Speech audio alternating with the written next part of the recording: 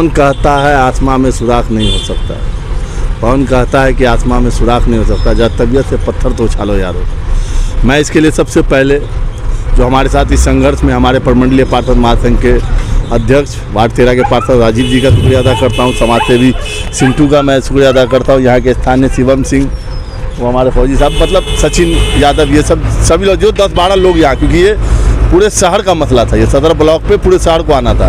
लेकिन लड़ने के लिए अगर इस मुहिम में हमारे साथ कोई खड़ा हुआ तो यहाँ के 10-12 लोग और कुछ समाज सेवी लोग साथ आए। और मैं सबसे पहला थैंकफुल, क्योंकि इस काम को अगर किसी ने क्रियान्वयन किया है तो वो हमारे दरभंगा के जिलाधिकारी महोदय। मैं उनके ये है कि कल जब हम लोग मिले हैं उसके बाद उन्होंने ट्रांसफार्मर वाला जो कंप्लेन था, वहाँ से ट्रांसफार्मर का जो नीचे का पूरा वायर था उसको सब हटवा दिया उन्होंने। कल रात में ही पंप लगवाया, सुबह में उन्होंने नगराइज को टाइट किया था कल ही मीटिंग में। उसके बाद देख लीजिए आज JCB आ गया, काम होना शुरू हो गया, रोड दिखने लग गया जो रोड नहीं दिख रहा था बरसों से। तो सवाल यही है कि जो काम एक दिन में हो सकता था उसको 6 महीने साल भर क्या चले? एक दशक से ये हालत ऐसी है। देखिए मसला क्या है कि कोई जनप्रतिनिधि अगर अपने कार्य के प्रति ईमानदार हो तो मुझे नहीं लगता है कि जनता को दुख देखना पड़ता है। लेकिन अफसोस इस बात का है कि जहाँ पर इस काम को जनप्रतिनिधियों को देखना था, चाहे वो विधायक को देखने की ज़रूरत थी या सांसद को देखने की ज़रूरत थी, उन लोगों ने अपने काम के प्रति कहीं से कोई निर्वहन नहीं किया। लेकिन आज आप देख लीजिए, ईमानदारी से मैं कह रहा हूँ, मैं कोई जनप्रतिनिधि नहीं हूँ, मैं एक पार्टी का वर्कर हूँ। मैं आगे आया, मेरे साथ लोग साथ चले और हमने जिलाधिकारी से मुलाकात किया, जिलाधिकारी ने तुरंत संज्ञान लिया। ये दरभंगा सदर का ब्लॉक है, थाना है, बहुत सारे विभाग है। यहाँ के अधिकारी क्या कर रहे थे? विकास पदाधिकारी, अंचल अधिकारी, ये लोग क्यों नहीं कर पाए? ना तो यही सवाल ये तो सवाल बनता है। सवाल का जवाब किसको देगा? सवाल का जवाब उनसे पूछिए कि भैया अगर कोई आदमी, मतलब एक पार्टी का कार्यकर्ता, कुछ समाज सेवी और यहाँ के कुछ जागरूक नागरिक खड़े हुए तो सारा समाधान निकल गया। फायदा तो सबको लेना है ना, पूरे शहर के लोगों को फायदा लेना है। इस मामले में पूरे शहर के लोग फायदा लेंगे। यहाँ के स्थानीय निवासी में जो हम 10-12 लोग हैं यहाँ मौजूद हैं, जो लोग संघर्ष कर रहे थे। आप जा सकते हैं जिलाधिकारी के पास, यहाँ के अधिकारी नहीं जा सकते जिलाधिकारी के पास? मुझे आश्चर्य की बात ये लगती है, क्या उनको जरूरी नहीं लग रहा था? यहाँ पर ये हालत हो गई कि लड़कियों की शादी होना बंद हो गई इस एरिया में, क्योंकि यहाँ बारात आती नहीं थी। यहाँ एम्बुलेंस अगर आ जाता तो कब पता चलता कि यहाँ से निकलते निकलते में लोगों की मौत हो जाती। तो कोई सिंसियर होना चाहिए, जागरूक नहीं था। कई सारे स्कूल भी है इधर, स्कूल वाले भी तो अपने खर्चे से कर सकते थे। वही बात कर रहा है ना। और दूसरी बात, स्कूल के खर्चे की क्या जरूरत है? मैं कहता हूँ कि आज जो भी है, एक बच्चा एक टॉफी लेता है 5 रुपये डेयरी मिल्क, उसमें भी टैक्स भरता है गवर्नमेंट को। तो गवर्नमेंट का क्या इस चीज़ पर सिंसियर नहीं था? अगर किसी चीज़ का हल्ला हंगामा होगा तब जाके वो सुधार होता है। ये अफसोस की बात है कि यहाँ की जनप्रतिनिधि ने वोट लेने का काम किया। डीएम ने क्या आश्वासन दिया? आप लोग कल मिले थे? हाँ, डीएम से कल हमारी जो मेन विस्तृत बात हुई, मैंने डीएम साहब को कहा था जिलाधिकारी महोदय को, जिलाधिकारी महोदय ये बरसात का पानी नहीं, ये घरों से निकला हुआ पानी है और यहाँ पर जल जमा हुआ है। दूसरा मैंने उनके सामने ये बात रखा था कि ट्रांसफार्मर का। और तीसरा मैंने कहा था कि सर आप इसको मॉनिटरिंग कीजिए, क्योंकि यहाँ जो जितने भी हम लोग आए हैं, खासकर जो स्थानीय निवासी, जनप्रतिनिधियों से ठगा हुआ महसूस करके आए हैं। तो आपसे उम्मीद है, तो उन्होंने कहा था कि मैं इस पर खुद मॉनिटरिंग करूँ और वो दिख गया। मुझे उम्मीद है कि उन्होंने 1 महीने का वादा दिया है कि इसका अस्थायी समाधान करेंगे। ये तो अभी अस्थायी है, लेकिन अस्थायी से भी लोग यहाँ खुश है, यहाँ की आम जनता खुश है।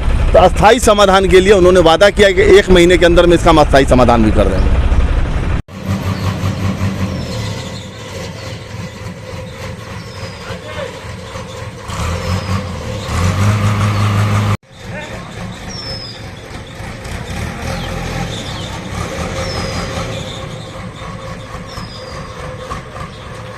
देखिए, सबसे बड़ी बात यह हम मानते हैं कि इच्छा शक्ति की कमी है। यदि इच्छा शक्ति हो तो कोई भी काम असंभव नहीं है, सब संभव है। लेकिन जब हम लोगों के संज्ञान में आई बात कि बरसों बरस से यहाँ पानी का जल जमाव है, तो हम लोगों ने संज्ञान में लिया और यहाँ आकर आम आवाम से मिलकर स्थानीय लोगों से हम लोगों ने बातचीत की और इस पर पहल करते हुए हम लोगों ने जिलाधिकारी दरभंगा से मिले। जब उन्होंने अपनी संज्ञान में पूरी संवेदना के साथ उन्होंने हम लोगों की बात को सुने और उस पर तत्क्षण कार्रवाई करने के लिए आदेश निर्गत किया, मैं दिल से उनका आभार प्रकट करता हूं। और नगर आयुक्त महोदय को भी बुलाया गया था, डीएम साहब ने बुलाए थे और उनको भी दिशा निर्देश देते हुए उन्होंने अविलंब इस पर काम करने को कहा। और जिसका नतीजा है कि जहां घुटना भर पानी था वह आज सड़क दिखने लगा है। मुझे पूर्ण विश्वास है कि जिला अधिकारी महोदय के मॉनिटरिंग में यह समस्या का समाधान निश्चित रूप से होगा।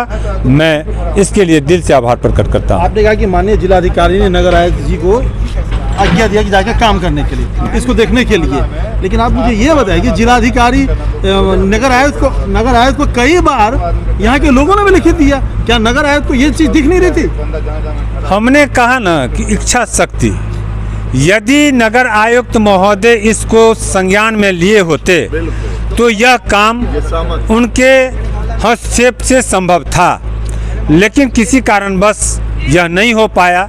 यह दुर्भाग्यपूर्ण है और इसके लिए मैं जिलाधिकारी महोदय को मैं आभार प्रकट करता हूँ और परमानेंट इसका सलूशन यदि हो जाता है तो हम सभी मोहल्लावासी मिल करके उनको माला पाक चादर से सम्मानित भी करने का काम करूँगा।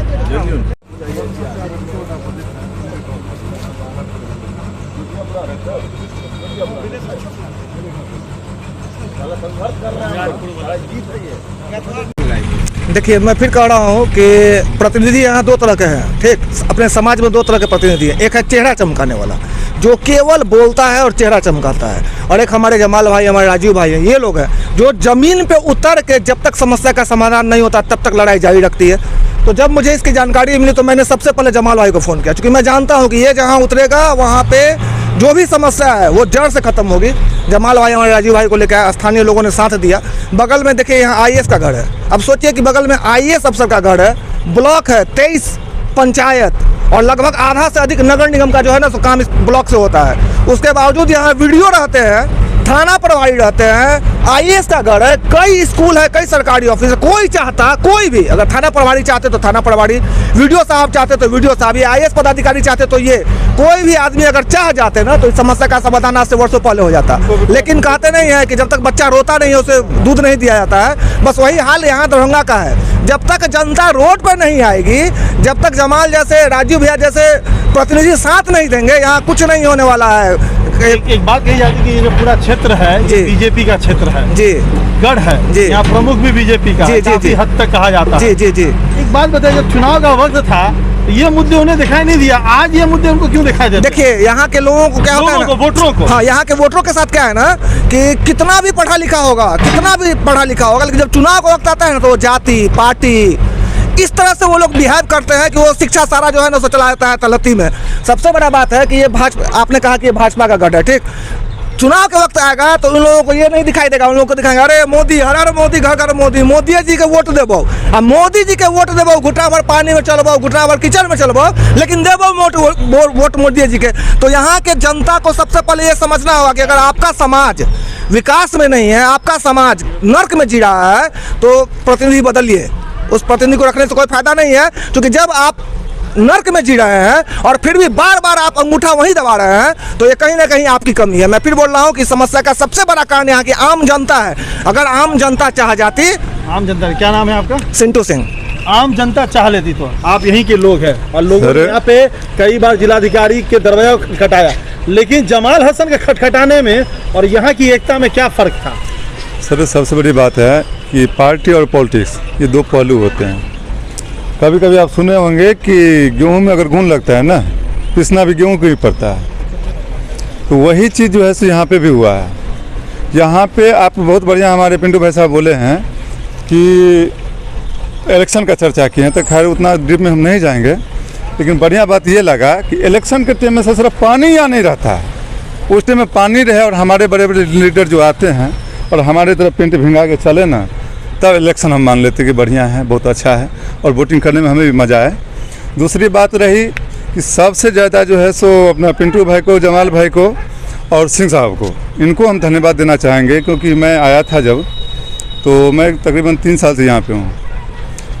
ये हालत थी कि भाई साहब इतना कि स्कूल का गाड़ी जो है सो आने से मना कर दिया, बच्चा घर में जो है सो बिल्कुल लॉकडाउन की तरह हो गया, मजबूरी में घर से यहाँ हमको आना पड़ा और यहाँ से बच्चा उठा के हम स्कूल छोड़ रहे हैं। तो भाई साहब सब आए थे और सबसे पहले आवाज़ उठाने वाले हमारे भाई साहब पिंटू साहब रहे। ऐसे आवाज़ उठाए कि आज तीसरा दिन है। फौजी साहब यहीं पे इंटरप्ट करूँगा, ये दोनों आपके वार्ड के भी नहीं हैं, ये दोनों कहीं और के हैं। यहाँ के जनप्रतिनिधि, यहाँ के लोग क्यों नहीं आए कभी सर? यही चीज़ तो मैं, ये सवाल उठता है कि यहाँ के आम जनता क्यों नहीं उठी? यही चीज़ मैं आपको बोल रहा हूँ ना कि ज़्यादा डीप में मैं नहीं जाऊँगा। ऑन ग्राउंड अगर रेड कारपेट की बात होती है ना, इनके लिए बिछाया जाए, जो ज़मीन से जुड़े हुए हैं। और हम धन्यवाद दे रहे हैं सारे मोहल्ला की तरफ से, हर एक पब्लिक की तरफ से, कि ज़मीन पे आके ये अपना पेंट भिंगाए हैं, तब आज यहाँ पे रोड थोड़ा सा सूखा है। क्या नाम है आपका? सॉरी, नाम नहीं बताएंगे।